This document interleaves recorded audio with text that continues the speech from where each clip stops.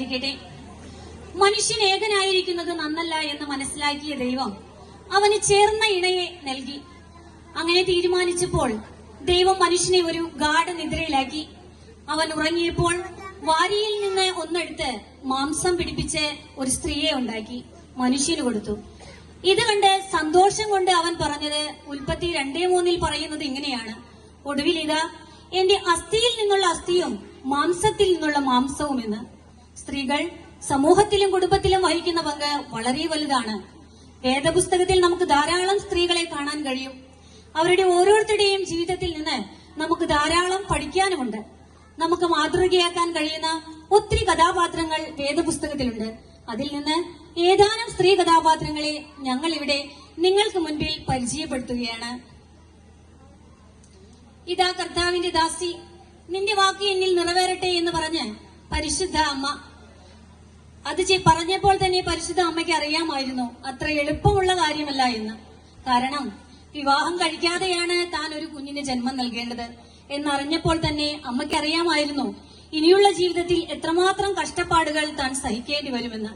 എല്ലാം അറിഞ്ഞിട്ടും നമ്മുടെ രക്ഷകനും കർത്താവുമായ യേശുവിന് ജനിക്കാൻ തന്റെ ജീവിതത്തെ ദൈവസന്നിധിയിൽ സമർപ്പിച്ച പരിശുദ്ധ അമ്മയെ തന്നെ നമുക്ക് ആദ്യം വേദിയിലേക്ക് ക്ഷണിക്കാം. നമ്മുടെ മുൻപിൽ പരിശുദ്ധ അമ്മ.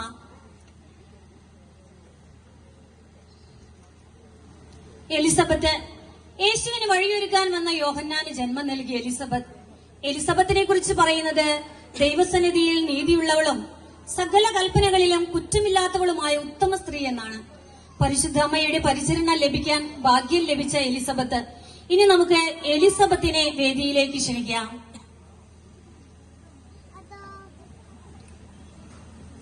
അടുത്തതായി വരുന്നത് മിരിയാം.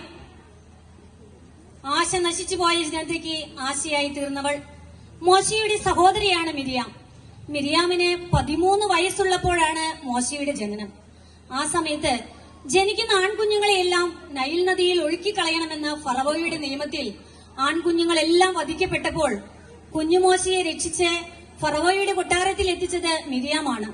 പുറപ്പാട് 2:4 പറയുന്നു, അവൻ എന്ത് സംഭവിക്കുമെന്ന് ഉറ്റുനോക്കിക്കൊണ്ട് അവന്റെ സഹോദരി കുറെ അകലെ കാത്തു നിന്നിരുന്നു എന്ന്. ഇസ്രായേൽ ജനം ചെങ്കടലിന്റെ നടുവിൽ കൂടി അക്കരെ കടന്നപ്പോൾ മിരിയാം തപ്പെടുത്തു. സ്ത്രീകളെല്ലാം തപ്പുകളോടുകൂടി അവരുടെ പിന്നാലെ ചെന്നു. അടുത്തതായി മിരിയാമിനെ നമുക്ക് വേദിയിലേക്ക് ക്ഷണിക്കാം. മഗ്ദലേന മറിയം. മഗ്ദലേന മറിയം യേശുവിന്റെ ശുശ്രൂഷയുടെ അവസാനം വരെ യേശുവിനെ അനുഗമിച്ചവളാണ്. മരണസമയത്തും യേശുവിന്റെ അടുത്ത് അവൾ ഉണ്ടായിരുന്നു.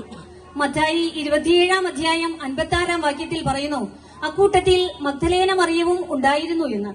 യേശു ഉയർത്തെഴുന്നേറ്റു എന്നറിഞ്ഞ് യേശുവിനെ മഹത്വപ്പെടുത്തിയ മഗ്ദലേന മറിയത്തെ അപ്പസ്തോലന്മാരുടെ അപ്പസ്തോലയായി മാറി. മഗ്ദലേന മറിയത്തെ നമുക്ക് വേദിയിലേക്ക് ക്ഷണിക്കാം.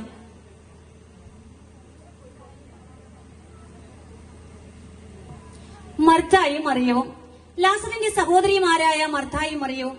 അവർ ലാസറിന്റെ മരണശേഷം യേശുവിനോട് പറഞ്ഞ വാചകം നമുക്ക് ഓരോരുത്തർക്കും അറിയാം: നീ ഇവിടെ ഉണ്ടായിരുന്നുവെങ്കിൽ ഞങ്ങളുടെ സഹോദരൻ മരിക്കുകയില്ലായിരുന്നു എന്ന്. ഇതിലെ മറിയം യേശുവിന്റെ പാദപീഠത്തിലിരുന്ന് എപ്പോഴും യേശുവിന്റെ മൊഴികൾക്ക് ചെവി കൊടുത്ത് നല്ല അംശം തിരഞ്ഞെടുത്തവളാണ്. മറിയാകട്ടെ അതിഥി സൽക്കാരത്തിൽ തൽപരയായിരുന്നു. മർത്തായിയുടെ അതിഥി സൽക്കാരവും നല്ലൊരു മാതൃക തന്നെ. നമുക്കിനി മർത്തായെയും മറിയത്തെയും വേദിയിലേക്ക് ക്ഷണിക്കാം.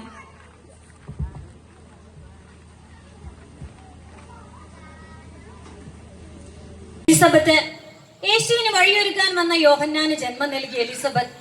എലിസബത്തിനെ കുറിച്ച് പറയുന്നത് ദൈവസന്നിധിയിൽ നീതിയുള്ളവളും സകല കൽപ്പനകളിലും കുറ്റമില്ലാത്തവളുമായ ഉത്തമ സ്ത്രീ എന്നാണ്. പരിശുദ്ധ അമ്മയുടെ പരിചയം അവന്റെ സഹോദരി കുറെ അകലെ കാത്തു നിന്നിരുന്നു എന്ന്. ഇസ്രായേൽ ജനം ചെങ്കടലിന്റെ നടുവിൽ കൂടി അക്കരെ കടന്നപ്പോൾ മിരിയാം തപ്പെടുത്തു. സ്ത്രീകളെല്ലാം തപ്പുകളോടുകൂടി അവരുടെ പിന്നാലെ ചെന്നു. അടുത്തതായി മിരിയാമിനെ നമുക്ക് വേദിയിലേക്ക് ക്ഷണിക്കാം.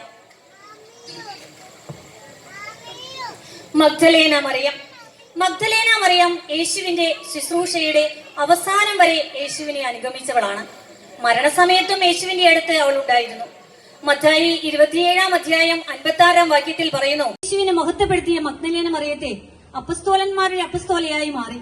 മഗ്ദലേന മറിയത്തെ നമുക്ക് വേദിയിലേക്ക് ക്ഷണിക്കാം.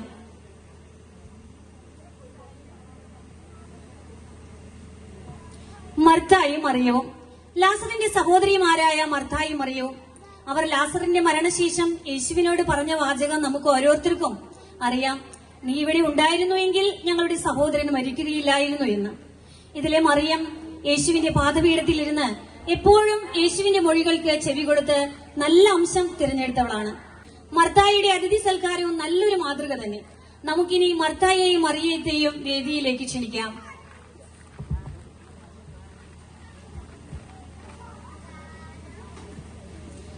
ദബോറ ഇസ്രായേലിനെ ന്യായവാദം ചെയ്ത പ്രവാചകരിൽ ഏക ന്യായാധിപതിയാണ് ദബോറ. അവൾ എഫ്രായിം മലനാട്ടിൽ റാമായ്ക്കും ബഥേലിനും ഇടയ്ക്കുള്ള ഈന്തപ്പനയുടെ കീഴിലിരിക്കുമ്പോൾ ഇസ്രായേൽ ജനം വിധി തീർപ്പിന് വേണ്ടി അവളെ സമീപിക്കുക പതിവായിരുന്നു. ന്യായാധിപന്മാരുടെ പുസ്തകം 5-ാം അധ്യായം ദബോറയുടെ കീർത്തനം എന്ന പേരിലാണ് രേഖപ്പെടുത്തിയിരിക്കുന്നത്. ആത്മത്യാഗത്തിന്റെയും ധൈര്യത്തിന്റെയും നല്ല മാതൃകയാണ്. രാഷ്ട്രീയ സൈനിക മേഖലകളിൽ ജനങ്ങൾക്ക് നേതൃത്വം കൊടുത്തു ദബോറ. അടുത്തതായി നമുക്ക് ദബോറയെ വേദിയിലേക്ക് ക്ഷണിക്കാം.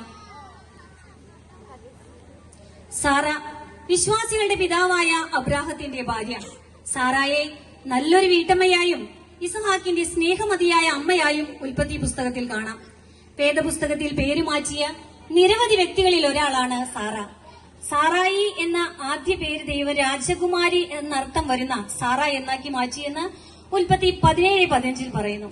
അതിഥി സൽക്കാരത്തിൽ തൽപരയായിരുന്ന സാറ ഉൽപ്പത്തി 18:2 പറയുന്നുണ്ട് സാറായുടെ അതിഥി സൽക്കാരത്തെ പറ്റി. ദൈവത്തിന് കൊടുക്കുന്നവർക്ക് 1000 മടങ്ങ് പ്രതിഫലം ലഭിക്കുമെന്ന് സാറയ്ക്ക് അറിയാമായിരുന്നു. മറ്റുള്ളവരെ ബഹുമാനിക്കുക, സഹായിക്കുക, ഇതെല്ലാം നമുക്കും സാറായിൽ നിന്ന് കണ്ടുപിടിക്കാം. നമുക്ക് മുൻപിലെത്തുന്നു സാറ.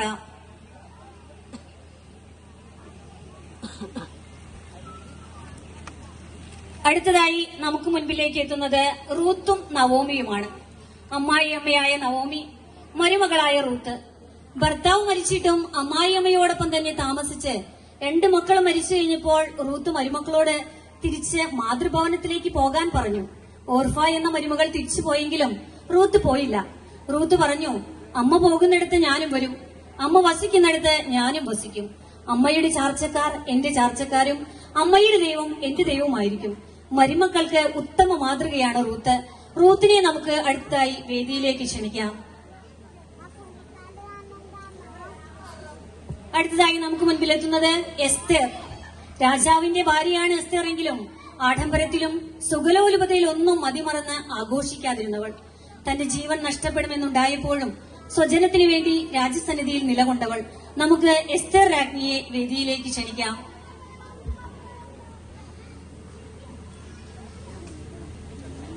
അടുത്തതായി നമുക്ക് മുൻപിലെത്തുന്നത് സമരിയൻ സ്ത്രീയാണ്. യേശുവിനെ കിണറിൻ കരയിൽ വെച്ച് തിരിച്ചറിഞ്ഞെറിഞ്ഞപ്പോൾ സമരിയക്കാരി സ്ത്രീ താൻ വെള്ളം കോരാൻ വന്നതാണ് എന്ന കാര്യം പോലും മറന്ന് കുടം അവിടെ വച്ചിട്ട് പട്ടണത്തിലേക്ക് ഓടിച്ചെന്ന് ആ സദ്വാർത്ത എല്ലാവരെയും അറിയിച്ചു. അവളുടെ വാക്കുകേട്ട ജനം പട്ടണത്തിൽ നിന്ന് യേശുവിന്റെ അടുക്കിലേക്ക് വരുന്നു. സമരിയൻ സ്ത്രീയെ നമുക്ക് ക്ഷണിക്കാം.